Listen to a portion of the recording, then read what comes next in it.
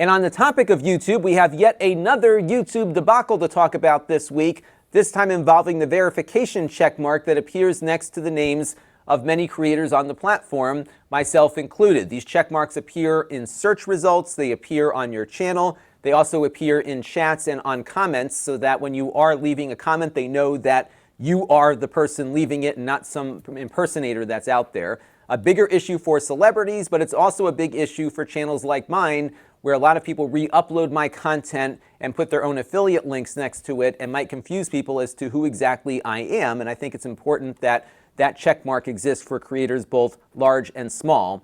Now, this debacle is yet another example of YouTube not talking to the creator community before rolling out a major policy change. And it followed the same pattern we've seen before. They announced the change, there's a huge amount of backlash, they defend it, and then a day later they reverse it. And that's exactly what happened here. So let's step through what exactly happened. So while I am in New York, walking over to cover that event that we shot at PepCon last week, I get this email on my phone telling me that they're changing the verification criteria. This came out of nowhere. Nobody asked me about this first. There was no lead up to this. It just got dumped on us. And they said, we hope you liked your check mark, but unfortunately, with the changes we're making, your channel no longer meets the criteria. They don't tell you what the criteria is, just that your channel doesn't meet it.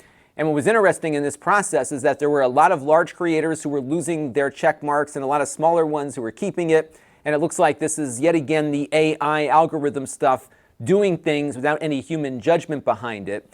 Now, what they did offer you was the ability to appeal it, and you could fill out a Google form and show them some examples of where you might appear in outside media in the hopes that perhaps they might change their mind before they implement this change later on. Now, my big gripe with this was the fact that YouTube really didn't give any reasoning behind it. They did post on Twitter when the backlash began to say that we're making this change to help everyone determine whether a channel is official or not. Please know that badge or no badge, you're an important part of YouTube. And they're making it out to be like this is no big deal. But my questions were, what's the rationale, first of all? If impersonation is the rationale, okay. But what are the criteria that you're using to decide whether or not someone is at risk for this issue? Because my impersonation problem is not as bad as maybe Will Smith's is, but it's nonetheless something that can harm my business, and I should have the opportunity to continue being able to indicate that this channel is the official source of these videos that you might be seeing out there. But the bigger question is, what's the impact on my business overall? And that wasn't answered at all in YouTube's communications. Now, the reason why I was so concerned from a business perspective is that 80% of my traffic comes from search results. And if losing that check mark is going to impact my search position, that could materially impact this business to the point where I may not be able to continue doing it anymore. And that was my biggest concern, because all they told us was that your monetization is going to stay the same, which is fine, but it doesn't mean that my search results are going to stay the same. Let me show you some examples of this. This is a front page search result for iPhone 11 reviews. And as you can see here, every one of these front page reviews is coming from a verified channel with a check mark. This is a top tier product. It's often hard for me to get traffic to begin with, but you can see here every one of these search results has a check mark next to it. And just to be cross-platform, I did a similar search for the Samsung Galaxy S10, and sure enough, all of the front page search results have a check mark, which means that these channels are more likely to get picked up in viewer searches and recommendations, because these videos, apparently according to the platform, are the top videos for this product review.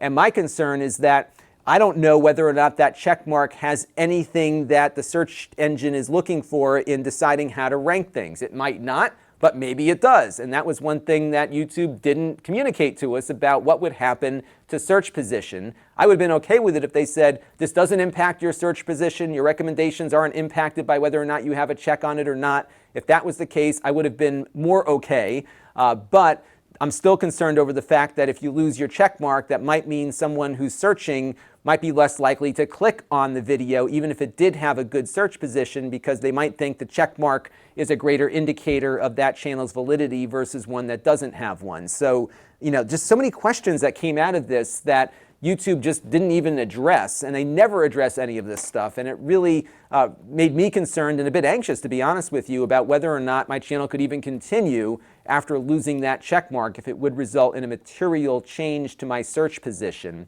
Now, of course, after the backlash occurred, YouTube decided to change course. They sent out an email the next day saying, hey, we're just kidding, we're not doing it at all. But they might be doing some back-end verification now to make sure that you are who you say you are. So it looks like nobody at the moment is going to lose their verified badge, but I'm sure they're going to come back at some point. But what really struck me here was that the language changed. So when they were giving their reasoning for doing this, they said impersonation initially was the reason.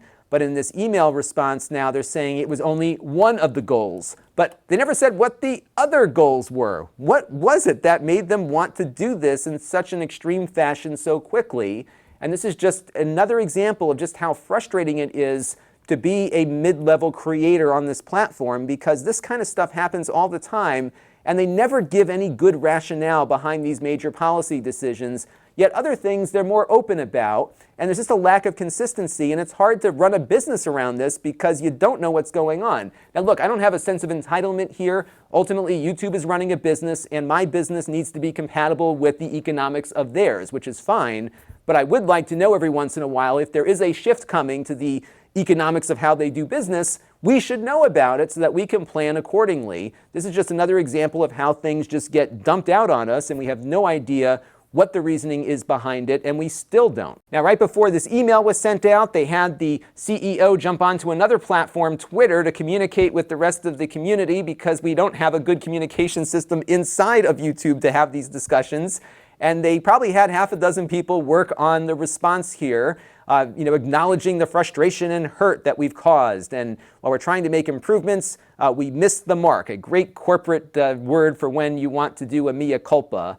But this doesn't really solve the problem, because this happens all the time. I'm sick of them apologizing. They wouldn't have to do this if they just talked to some people first before they made this decision. I think everyone who saw this thought it was a really stupid idea, but nobody inside did. And this, again, is not the only time that this has happened to YouTube. And I think they need to change some things. Now, the first question is, why is there always so much secrecy? Now, in the past, they've stated they didn't want people gaming the algorithm and maybe improving their rankings if they knew exactly what was going into it. But I'm not buying that anymore. These are really smart people with some really advanced algorithms and artificial intelligence. If they can't detect fraud by now, they're really in trouble. And I think it's only fair to us in the creator community to know that if they're changing the signals that their search engine is looking for when recommending videos or putting them in front of subscribers, then we have a right to know about that as their partners in this endeavor. If it's for competitive reasons, I'm not buying that either because of YouTube's market position. Let's look at some of the unique market strengths that they have. YouTube is currently the #2 most visited site in the world next to Google. And of just about every metric that you look at, YouTube is even above some of the largest sites in China that are heavily trafficked. This site has 1 billion people a month, if not more, looking at it. A good chunk of the world's population is watching YouTube from one day to the next. It is the dominant democratized content platform. The only thing that comes closer to it is probably Twitch, but even then, I think they've got a much better content discovery engine than Twitch has. And as you can see on that third bullet there, they have minimal content acquisition costs. They are paying for a couple of shows like Cobra Kai and a few other things, but really a bulk of their content is coming from people making it and putting it on the platform for free. Netflix just spent $500 million on Seinfeld, which is a 20-year-old TV show. YouTube, by comparison, isn't paying much of anything to get the content on this platform, and they've got a lot of people who want to watch all of it. And finally, it is the easiest place, quote unquote, to grow and earn a living. I started from scratch. I didn't come in with a fan base from some other platform or a TV station or something. The algorithm and the search results just kind of put me up in front of people, and all 230,000 of you who subscribe found me in that way. There is no other platform on the internet that is as effective at this than YouTube. This is it. I can tell you that. I've tried every platform that's out there. I was on Facebook doing more on there when they had a little thing going for YouTube creators. It fell flat because ultimately this is what is working for people right now, and they've got a dominant market position for independent creators, and competitively, there is nothing, I think, that will knock them off of that pedestal short of some kind of government antitrust case. But I think the bigger issue at stake here is the fact that YouTube really doesn't have a mechanism to listen to the larger community, especially those of us in the YouTube middle class or those who are first starting out. And I think the issue really comes down to the YouTube business model compared to the owner of YouTube. So YouTube has almost a cooperative kind of approach to it in that the platform would not exist without these content creators producing video to put on the platform.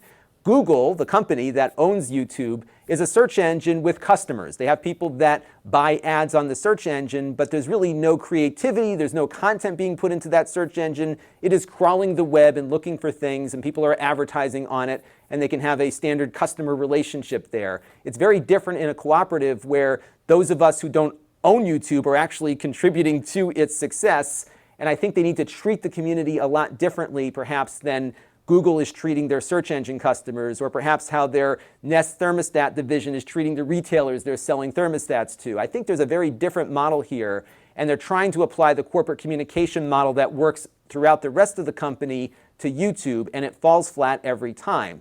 Now, YouTube does listen to some of the top-tier creators, and of course, we had the YouTube Rewind from 2018 that was an absolute disaster for the company, 16 million downvotes. It was a high-budget production. It had Will Smith in it, and then a lot of top-tier creators who were probably compensated for their participation in that. But the rest of us are saying, hey, what about us? Why aren't we getting a seat at the table here to discuss some of our anxieties and some of our suggestions for trying to make the platform better? And you can see this woven in throughout all of the things that YouTube does do in official capacities with creators. Most of the time they are maybe doing an interview with the CEO, but it's usually top-tier creators doing that. They brought a bunch to the White House a few years ago that were, again, mostly top-tier folks. They also have tutorial videos that people are doing on behalf of YouTube for their channels, and they're getting compensated for that. So as a result of this, by giving out access and paying them to do different things, they're not going to hear an honest opinion. And honestly, I think Marcus Brownlee is going to have a very different view of the platform where he's at versus where I'm at. I'm not jealous of him. I'm proud of what he's been able to build. I hope to be able to build up to that one day. But really, the struggles that I have starting out in this era versus when he started are very different. And I don't think the platform has been listening to some of those concerns, because clearly things like the verification debacle that happened this week are a good example of them not listening to those of us who really think that verification badge is an important part of our brand. Now, I don't want to be all negative here, so we're going to now focus on a few positive things. One is something YouTube is doing, I think, to better communicate with us creators. And the other is some ideas that I have for maybe making this communication issue a little bit better in the future. And it's not all that hard for them to do, but they do have to loosen up the reins a bit. So let's start off with the things that I'm hopeful about. I am a big fan of the Creator Insider channel. This started as a stealth effort from this guy, Tom, who is one of the product managers of the YouTube back end. The YouTube Creator Studio is one of Tom's responsibilities. And he started this channel kind of as an employee-driven thing to try to better outreach to creators. I'm guessing, I didn't hear this from him, but I'm just going to guess that the reason for creating this was because perhaps some people inside were frustrated over the perceptions of the creator community about the company. And over the years, this channel has proven to be a very good resource for me and others. And if you don't know about it and are concerned about YouTube's issues related to creators, you should definitely subscribe to it and check it out. We interviewed Tom on this channel about a year and a half ago, so if you want to get more information about what led to the creation of the channel, definitely check out that video, which I'll link to in the video description. And if you go on there, you can see there's some really good stuff here. They've got some things that they're doing right now to try to get revenue for people who have yellowed out videos. So one thing the platform is working on right now is to go out and find advertisers for videos that might not meet the criteria for general advertisers, but might be really well suited for an R-rated movie, for example. If you've got some raunchy comedy skit, a raunchy comedy movie would definitely want to advertise on that. So they're making some efforts here to try to get that demonetization thing a little less painful for people out there trying to do stuff that might not meet the criteria that general advertisers are looking for.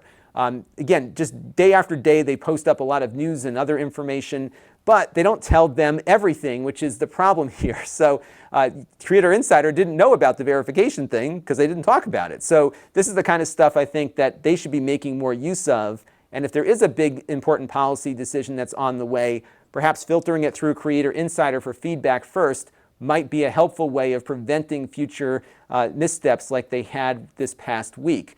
But ultimately, for fixing creator relations, I think they need to do a little bit more. I think they need to acknowledge that there is a class of creators out there that are not on the top tier, that depend on some stability in how things work for their living, and they should be acknowledging that and maybe getting more feedback from us in a way that I think would be more constructive.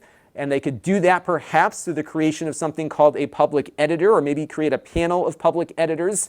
This concept existed in the newspaper industry. It still does on some newspapers, where they hire people that are working for the paper but are in an independent office that can be critical of the publication and take in a lot of reader feedback and a lot of the things that they're hearing out there, and trying to get the editorial staff to recognize what the public is thinking and feeling when certain things are published or happen within a publication. And I think perhaps creating a creator version of that inside of YouTube, where you have people that are independent of the process, that are brought into the major decisions to represent the viewpoints of the community, and the corporation may not agree with that. They may make a counter decision to what the creators are talking about, but I think it would give the creator community a lot more confidence to know they've got people on the inside that are not, going to have to worry about losing their stature in the search engine or losing their revenue, who could be independent voices but with a seat at the table. This is a hard thing for people to do, but I think it's something that would really benefit YouTube based on the cooperative nature of its business model. Right now we have a co-op without the actual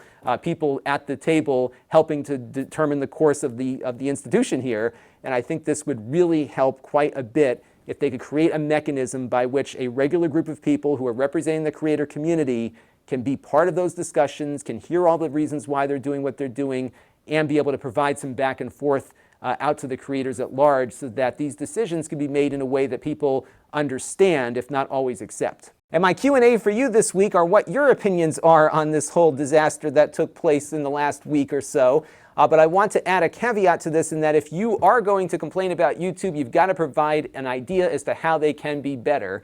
So give it a shot down in the comments below, and I look forward to hearing what you have to say. And I have no doubt we'll have a video next week on some of the things that you said. So have at it. I look forward to reading them.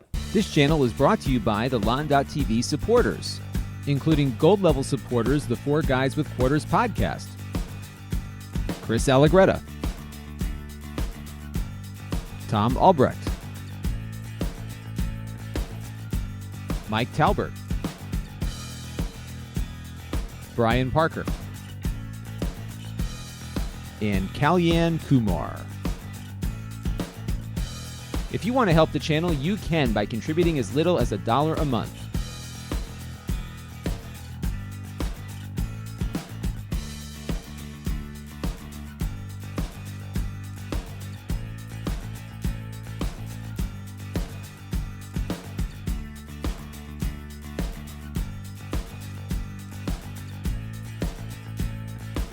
Head over to Lon.TV/support to learn more.